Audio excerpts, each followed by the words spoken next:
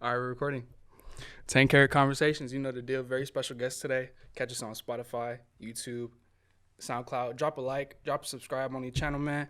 Very special guest, Swimcoach. How you doing today, bro? I'm doing beautifully well. Beautiful. What's up? Hey, man. Nice to see you around, man. Oh, yeah.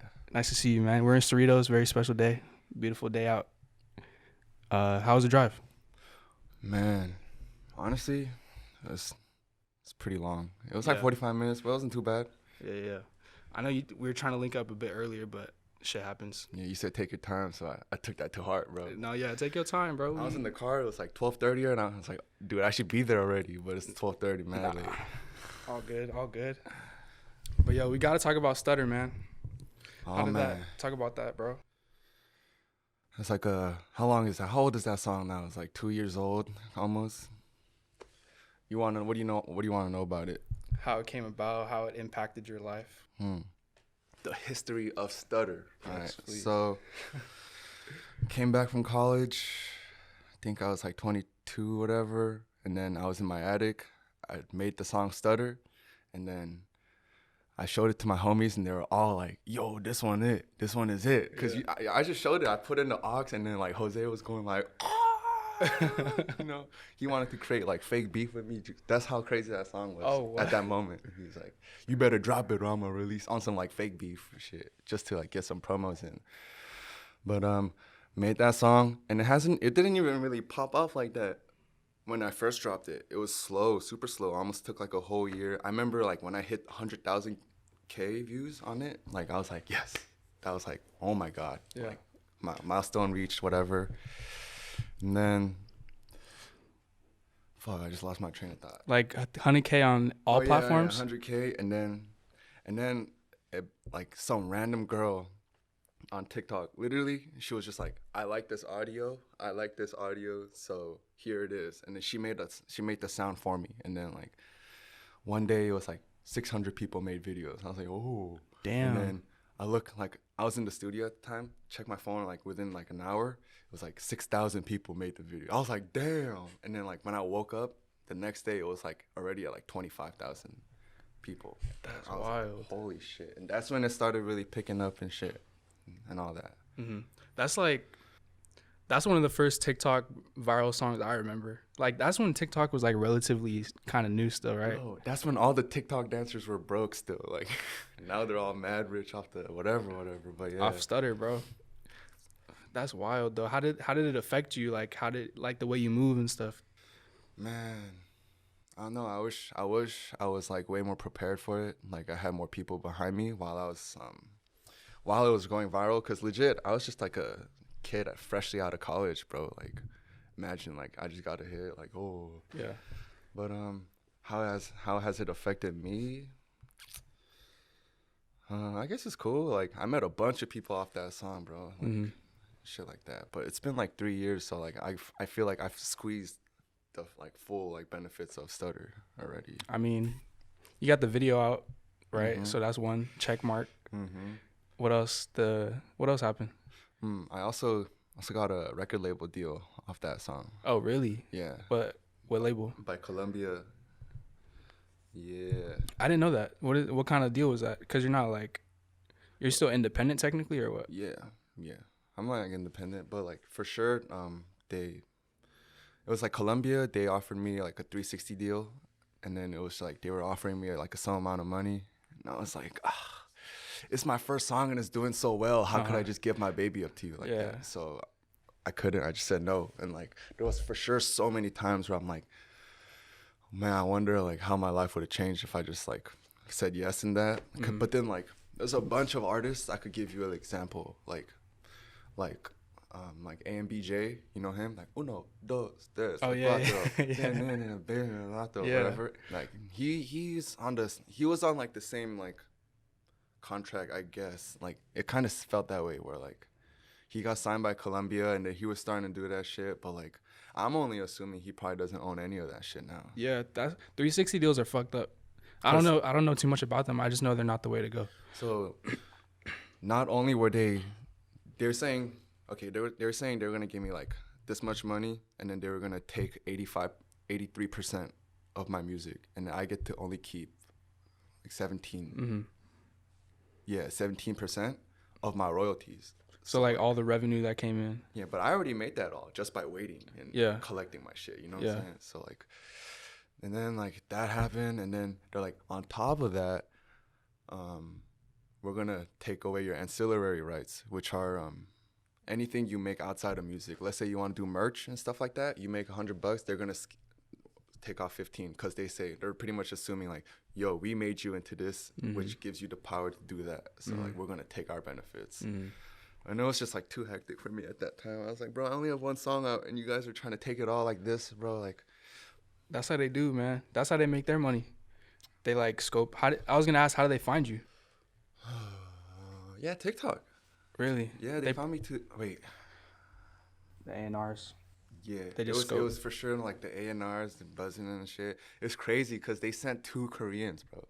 In Colombia, they sent 2 Koreans, bro. They knew that would work, or what? They thought that would work better? They thought that would work better, bro. I'm like, some 2 Koreans from Virginia and shit, man. And I was like, and they were like all like, you know, trying to like sugar me up and shit. Like, I know this, I know that. Like, take me to events and shit. And like, yo, I could hook you up with all this and all that. And as soon as they're like, so what's the answer? Because like, I was dragging it on for mad long. Because I didn't know what I wanted. But, like, so I was just like, I'm going to have to think about it still. But they're trying to get money. So they're like, yo, like, yes or no? And I was like, no. And then literally all contact stopped from there. Yeah. So I was like, all right, whatever. Exactly. Like, bro, good thing I didn't, right? Yeah, facts. Good thing you stayed independent, man. You knew what you needed. You knew what you like, where you saw yourself going. Yeah, I mean, I guess the only con I would say about being independent is you got to put in the work that the label is. Yeah, but you get to keep all your money, though. Yeah, you do get to keep all your money. So that's enough for me. Like, but they was trying to show you the high life, huh? They was bringing you to parties, like showing you. Oh, like I didn't get to go to many, but he was for sure bringing in like influence people, like fucking Mason. He would bring Mason Ramsey out of anyone to like try to influence me. And then he was like, let's go thrift shopping with Sean Weatherspoon or whatever. Damn. Yada, yada. That was cool. You know, I was like, damn. Mason Ramsey, the yodeling kid? Yeah, bro. I went thrift shopping with him and fucking Sean Weatherspoon. Is there video footage of that anywhere? Yeah, I do have footage. That's a wild, like, combo. Because remember I posted that photo? I was, like, sitting and shit with the kid. Oh, yeah. Yeah, that was that day. Dude, now that this is coming back, this just reminds me how old the song is now. Yeah. It's been a while, but it's, like, still... Yeah, still buzzing. Still doing well. Yeah, that's fire. Yeah, man, just had to get that one out the way. I'm sure the people wondering about that, how that shit affected you, Stutter. Thanks. Let me see. Oh, you pulling it up? Yeah. But yeah, while it's loading, we can keep talking. Yeah. So, you mentioned your team. Like, you wish you had a better team around you at that point. How does your team look like now?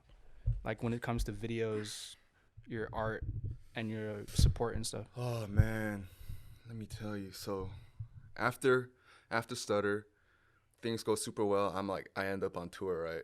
Like, literally just from like smoking weed with friends and shit, like networking and all that. Like my friend Boy Conan, Devin, who was like, yo, you want to just go on this tour with me? The guy that was touring, like the main show, the rapper name was BY. He's like a super big hotshot in Korea. Yep. Familiar. Crazy. But yeah, it was on some random shit. I did that. I was like, all right, I'll do it. And then that's when Ted came, and that's how I linked up with Ted. Okay. And then that's when, so like I was on this high horse, you know, like, oh, only way is up, right? And then literally right after I got off the tour, that's when Corona hit, bro. And then fuck. And then like, it just kind of made me feel like, oh, I don't really want to hit up people right now, because it kind of seems like it's just a social cue, you know, like don't hit up people during Corona. But then the weird thing is I got too accustomed to that, and I feel like I like step back and chilled a little too hard and stuff. But like I'm like slowly like finding new people in my team that could help me like with visuals or like make beats and stuff like that. But I wouldn't say it's like a official clique. Mm-hmm. We're more just like homies who do stuff for each other in and out as we go. Yeah. So like, do you feel you have to bring your people up before you start hitting up other like A&Rs or videographers? Oh, like higher level and stuff like that? Yeah, like you got to bring your own people up first. Yeah, I mean, for sure. Like, you got to bring up whoever you can with you, you know. And like people gotta be willing to like keep up at that same pace with you and like continue working. But I just haven't seen that yet, cause I'm not even at a position where I could like lift up people like that right now. So I just gotta. I feel like everyone like, even though like yes, everyone should help each other. Like you always gotta like have a side straight like a side thought where you just like know at the end of the day you gotta like focus on yourself type shit. Yeah. Yeah. 100%. 100%. See, I'm glad you mentioned BY, man, because I like to live in the present. You know, I try not to dwell on the past, you know, or the future even. But if I could relive one night, it would definitely be You was there. in I Oakland. completely forgot, bro. In Oakland, yeah, bro. That was a fun show, fun night.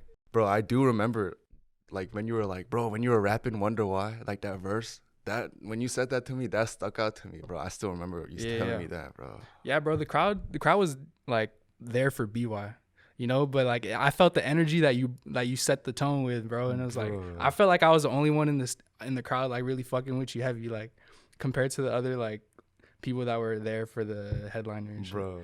That was a good show. Such a fucking blur that whole tour. I was like, I'm nervous, so I'm gonna just start yelling as hard as I can. That's what you gotta do, though. I'm gonna start screaming. Yeah, but I fucking went down there. I forgot. I even like jumped inside, bro. Yeah, bro, you was in the fucking pit with everybody, and they had your name. That was tight, man. That was a good show. Shout out to BY and like for just putting that together. Oh god. Your people for bringing. Shout out BY. Yeah, shout out BY, man. Shout out BY. Yeah, your homies were there too. I remember your homie bought me a drink. Yeah. Yeah, that was fun. Yeah, all the. Who? Harmon? Was like a brown kid. Yeah. Harmon, yeah.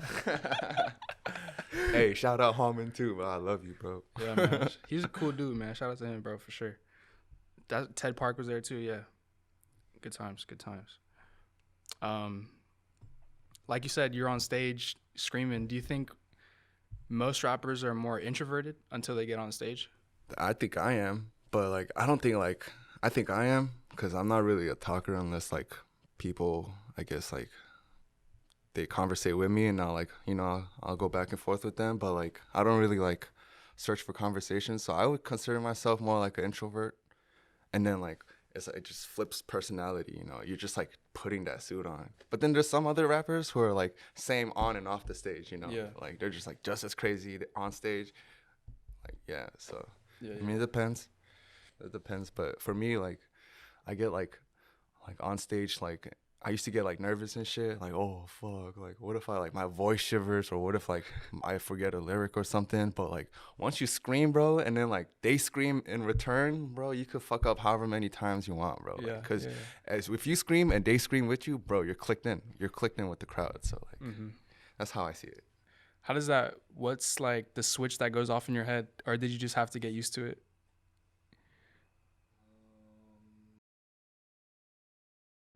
Oh no, I just as soon as I say, you know what the fuck going on, bro, it's just a whole nother energy, bro. But yeah. But it's been a while though since you got on a stage, no? Oh, for sure, bro. Have you performed live? Yeah, I have actually. It wasn't like a real stage though. It was at my college. Yeah. I heard you say your first show was 100 people. Yeah. That's sick. Bro, straight up, like at college I would go to like Safeway. You know how it's like up there, it's like in NorCal, it's like Safeway, not Ralph's. Yeah. So like we would go there and grab crates, like pallets, and like stack them up and then create our own stage. Grab like a TV, and then use the TV speakers for the freaking audio, and then just play my Spotify playlist of all my songs. Oh wow, no DJ. No DJ, bro. I'm like, all right. All right, let's go. I'm dead. Yeah. Yo, what the fuck? That was in Davis, huh? Yeah, bro. That's literally like 2015, 16, 17 was like the Playboy Cardi, Young Lean, XXX. Like, SoundCloud shit. Bro, the like most beautiful time in the internet, I feel like. Damn, so, I mean, I already know the answer to this, but maybe the people that don't know, or maybe you can go deeper, but how did you get into rapping? Got into rapping. I was just like hanging out at my house, and then my friend was making music, and I was like, bro, I didn't realize it was like that easy to upload music on. You just gotta fill in the words. And literally, when I started making music, I was doing how everyone does it, and just like write it in slowly. Okay. And like just like I just did all of that and then like, bro, it's so crazy because like I listened to my old music back then. When I would listen to my music, it would just be on repeat. Like, oh my god, I could listen to my music for days and shit. And then like I revisited our song "Cut a Check." I was like, oh my god, my verse is so weird. Like, why am I pronouncing all these words like so like awkwardly, bro? I'm like, cut a check, 14K, man. Hey, we need some more shit, bro. We're saying it live on the podcast. I'm with it. We gotta get that documented. Yeah, man. So yeah, if you didn't know, now you know how Swimcoach got into rapping. Davis, you also said that you like you said it was easy, but you saw other people doing it, and you're like, damn, I could do that.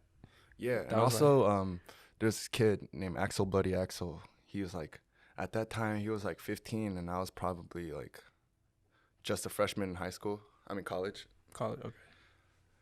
So like he was fucking like just screaming and like moshing, bro. Like I was like, yo, how do you even put music up? And they're like, SoundCloud. And literally that's when I realized like we could perform too. Like you don't have to like go through a whole ass thing to like be valid enough to perform on stage. Like these things exist, and like that's also like a big factor on why I started like live performing. Just because you could? Because like that's how I make music too. Like you gotta like make music based off the bounce and the jump and shit. Like, yeah, facts. Like how do you want to set up your drop for when the beat drops, and how do you want to go hey, and then like work your melodies around so that when the beat drops, like you squeeze that beat drop as hard as possible so that it's just as catchy as possible. You know what I'm saying? So like, yeah, I remember you saying a couple days back that once you have a hook, you have a song. Yeah. You still believe that, right? Like, how does that? Bro, talk about that. Stutter. That was a freestyle. I freestyled the hook. Stutter, it was a first take freestyle, and I was like, did I motherfucker stutter, you bitch? And then press spacebar, and I was like, oh shit, song is done already. Song is done. Damn. I just gotta unravel it now. You know what I'm saying? Damn. And that's how I wrote for that song. It's always the first line. I feel like for me, like the first line will depend, cause it's kind of like puzzles, right? You put one word with a certain melody, and then you gotta match it with another verse and a melody that kind of works, and then you keep doing it until the song's finished, right? Kind of. So that's kind of how I did it. Even with Sheesh, bro, like I was like, if you like listen to the hook carefully, I'm not even saying words. I'm like it's gibberish, bro, because it was a first take, but I tried to recreate that, and I couldn't recreate the vocals. So energy. Like, yeah, it was just weird. Like I have like literally like if you see my folder, it's like 22 like versions of like the Sheesh. But the first take was the best take. That's how it usually is, man. Because you get that first one down, and then you're just trying to copy and paste. For hooks, I feel like for hooks, the first take is the most important. But the verse, it's more like performance. Like I feel like verses are more mechanical, where you're just kind of like doing it, and then the hook is more feel. So So like the verses, I don't mind doing retakes because you just gotta like lay it out. Yeah. And then pronunciation. Yeah. I feel that 100%. I like how you made a song about your RAV4.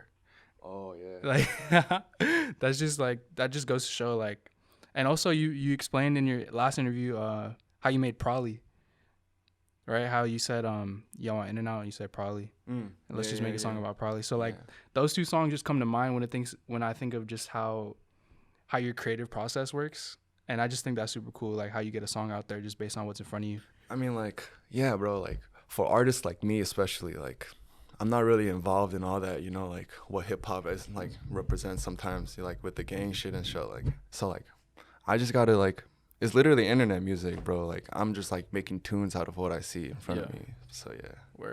I like that, bro. It makes it more authentic, at least in my ears.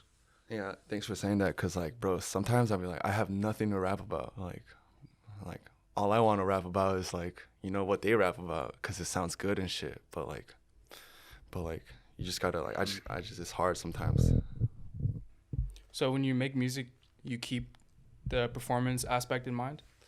Yeah, like after I bounce it, I stand up and then I try to be a fan of it by trying to dance. And then if there's a moment where I'm just like standing there or like sounds off to my ear, like if it sticks out, then like I'll for sure like retouch it up and all that. Okay, that makes sense. Okay, cool. Okay, now that we got the music stuff out the way, I'm curious about your pastime hobbies and shit. For sure. What's your favorite way to get high? That's a good question.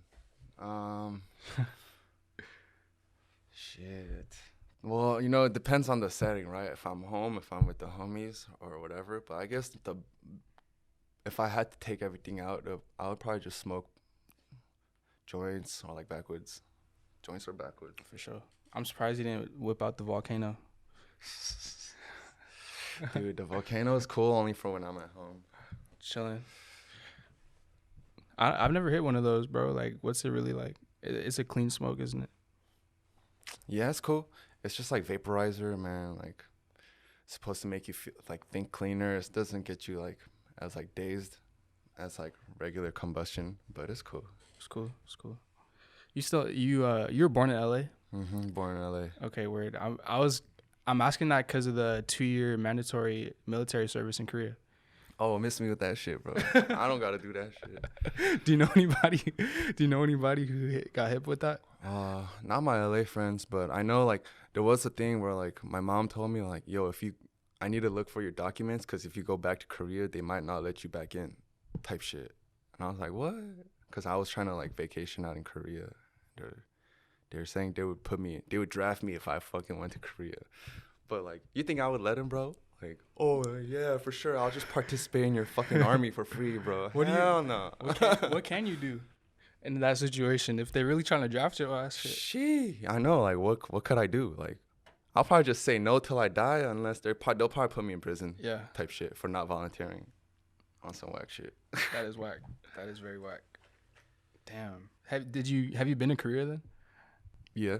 I've been to Korea. Okay. Shit's alright. They treat you different because like. For me, I feel like I look like a Korean American. Really? And it's called kyopo. Yeah. Oh, there's a word for it? Yeah, it's called kyopo. Okay. But it's just like if you see a Korean from Korea, mainland Korean, like you can obviously tell. What's the difference? What's the biggest difference?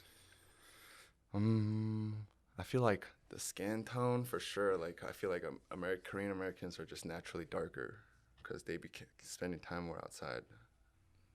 But more sun. At least in LA, shit. And the haircut and the makeup and like their whole skin routine. I feel like it's different in Korea, bro. They got the whole skin routine on lockdown. The guys too? Yeah, guys too. I feel like guys do it more. Really? In Korea. Why do you think that is? Because of K-pop. Because like every like, dude, did you know like BTS? I don't know if this is true, but like I heard that BTS is almost like they're like a majority of Korea's economy. Like that's how big BTS is. Yeah, they're like 50 to 60%.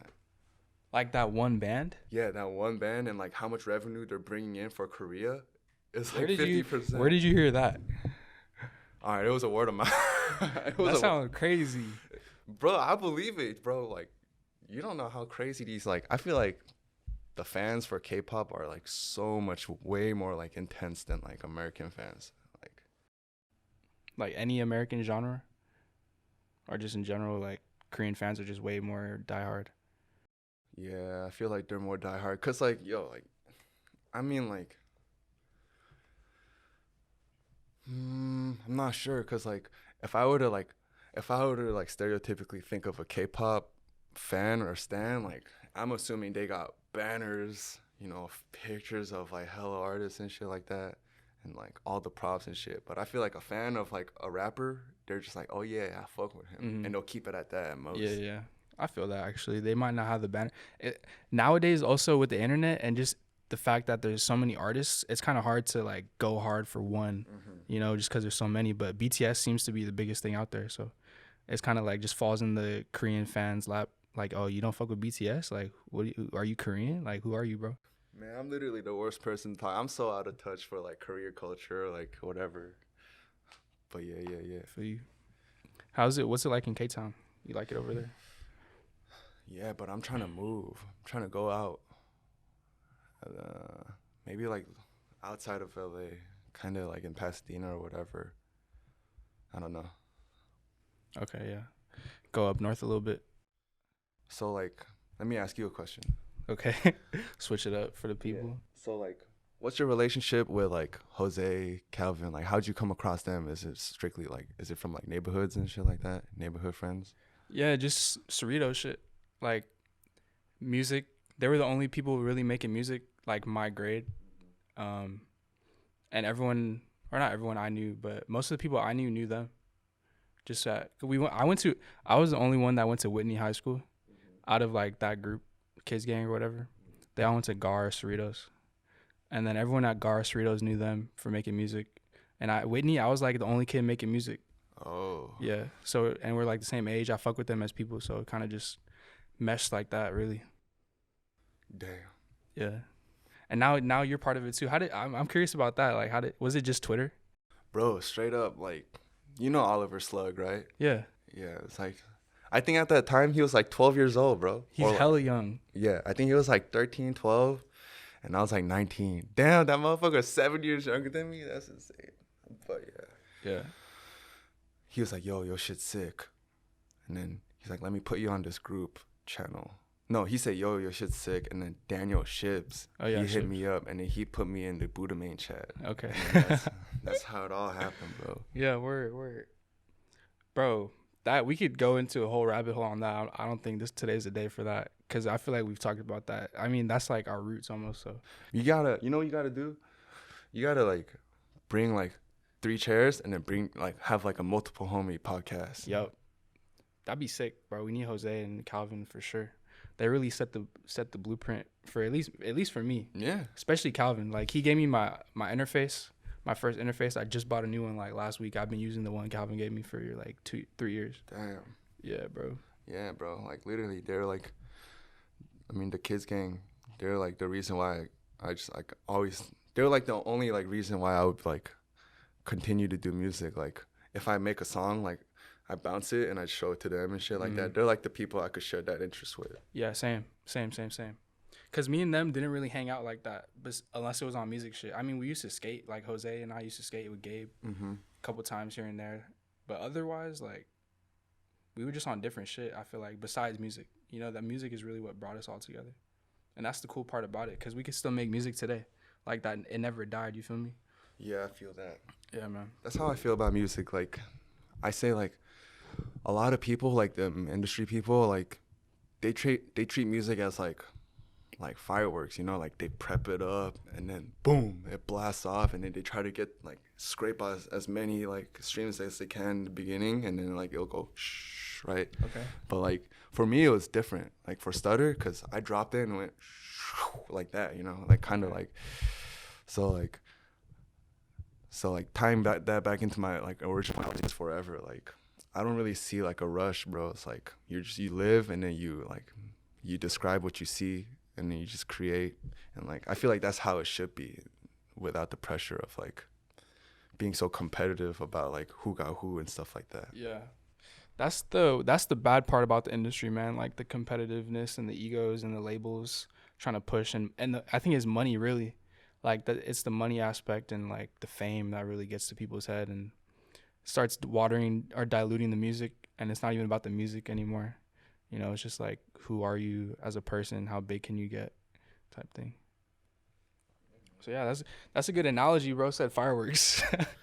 I never heard that before. You know the song goes like, it's on TikTok, it goes like, I'm getting rid tonight, R.I.P. that pussy. Yes. Hey. Yeah, that song. You know that song was made like 3 years ago. Damn.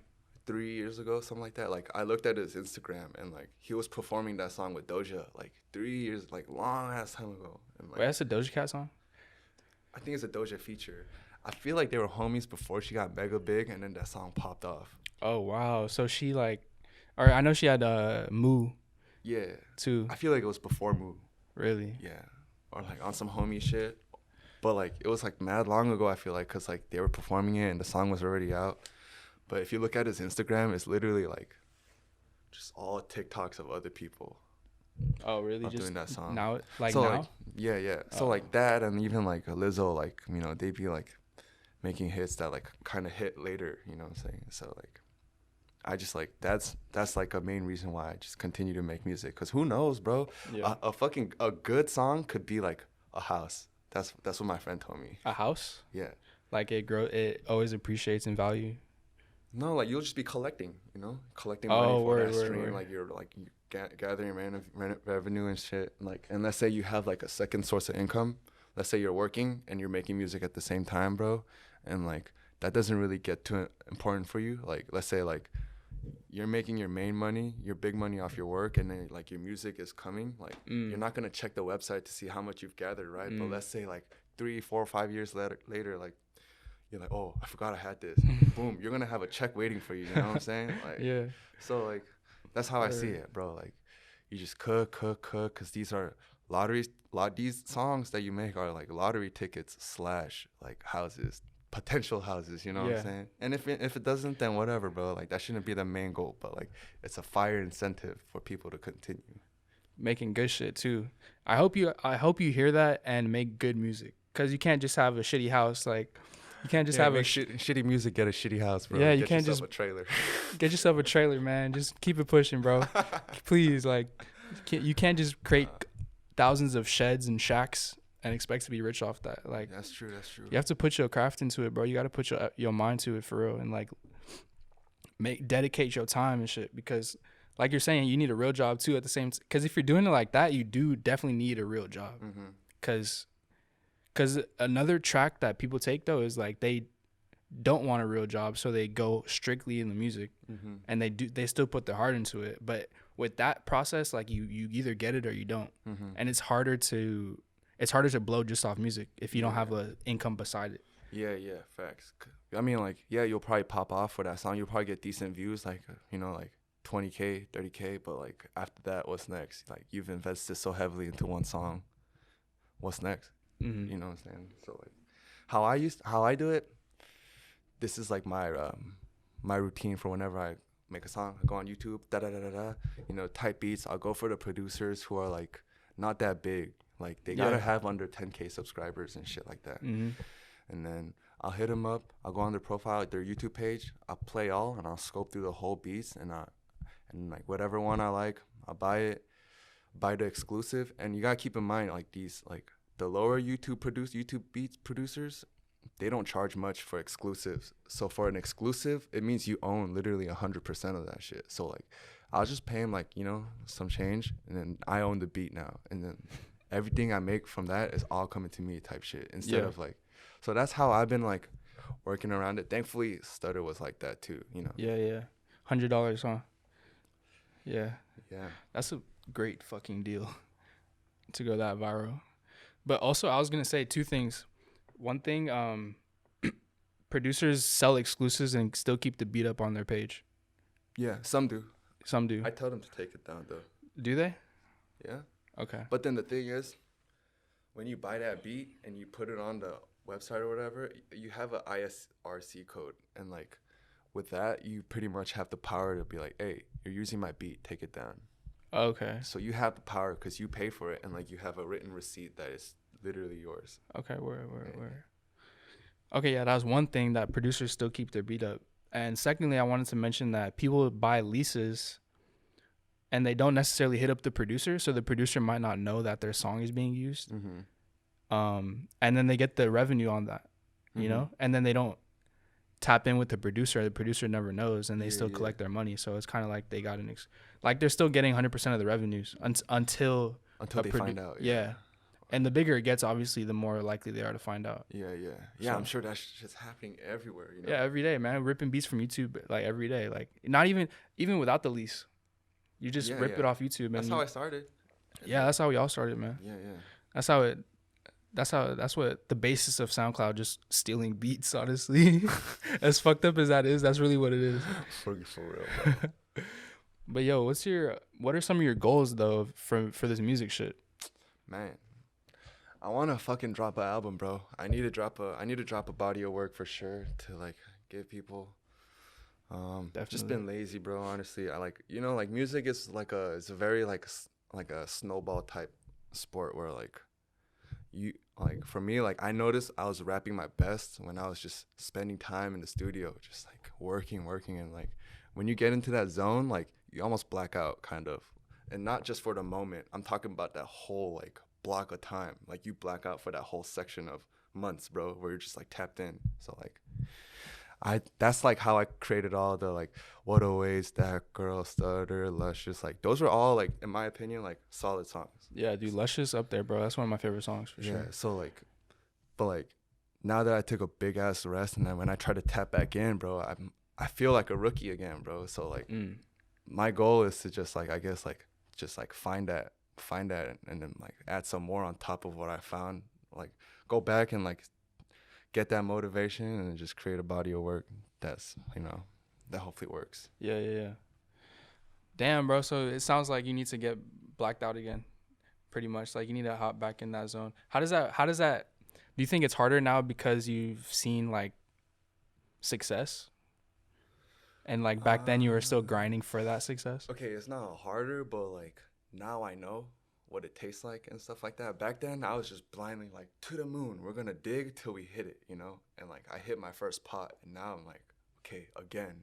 You gotta do it again and again and again. Bro, what I hit, whatever level I reach, it's not even like considered big. Like, you know, like there's like the sky's the fucking limit, you know, like plaques and like shows and awards and shit like that. So like, I mean, it shouldn't really matter. It's just like music should be music. But like, I forgot what I was talking about.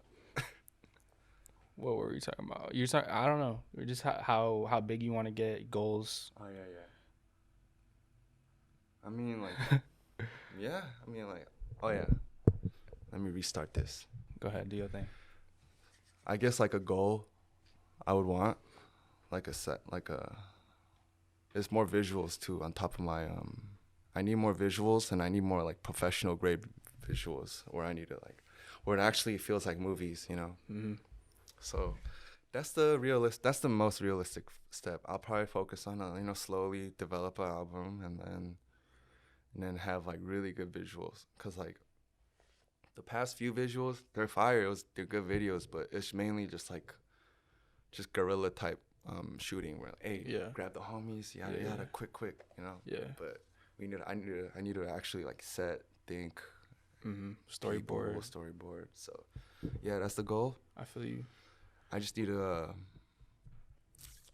It's all about the image, you know what I'm saying? Like it's all about the image and how you display yourself, even with your work. So I'm gonna just like think about that carefully and just kind of like move with the experience I have now. Yeah. Word. Yeah, man. I'm glad you got the experience. I'm glad you got a taste of it, just so you know what it feels like. I'm excited for you, bro. Project coming soon, hopefully. Do you have like you got any teasers for the people, like a date or anything? No date, bro. I have a bunch of songs in the tank, but none of them I don't think are gonna make the cut, bro. I'm gonna just start fresh. Damn. Okay. So what happened to those songs? What are you gonna do with them? It's never gonna see the light, bro. Those are songs I made like 2020, like 2020, like 2021 and stuff like that. But yeah, I don't know. We'll have to see, bro. Stash them, whatever. I feel that, man. Sometimes that's what you got to do to get even better work out there. You got to listen to the old shit that you didn't drop and, you know, progress from there for sure. Hell yeah. All right, bro. Any final shout outs, final words you want to give to the people? Name that camera or that camera. That one. Let's see. Shout out 10 Karat Conversations. You know? Yes, sir. Thank you, bro. Shout out Jose Homicide. This is the end credits. Consider this the end credits, right? Yeah. Shout out Jose Homicide. Shout out Kevin Cujo. Shout out Eric Roses. You know, the Bellflower crew. You know what I'm saying? And then shout out Russell. Shout out Austin, Shy Guy. You know, the K-Town crew. And yeah, bro, that's it. I guess. Hell yeah. Hey, man, thanks for coming on the show, bro. Appreciate the conversation, man. For real. No problem. Thank you. All right. That being said, 10 Karat Conversations, Swimcoach. I'm your host, 10K Kwesi. Catch us on SoundCloud, Spotify, Instagram, Twitter at 10 Karat Gallery. And that's it. That's a wrap.